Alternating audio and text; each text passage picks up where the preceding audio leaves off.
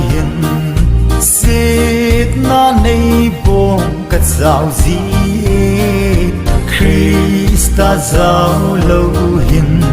khu hi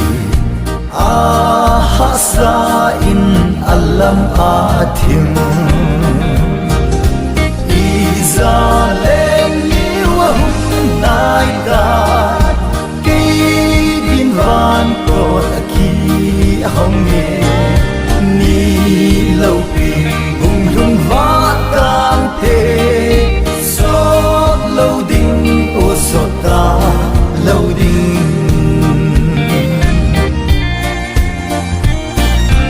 lung kham ho le lung leng vai ho ka na he kai na to ho hi na lung kham ka na dâu se shoot u te o pakai o ma Israel ni wa hun nai ka ke din van ko aki hong ne ni lo pi hung hung va kan te so lo ding so ta lâu ding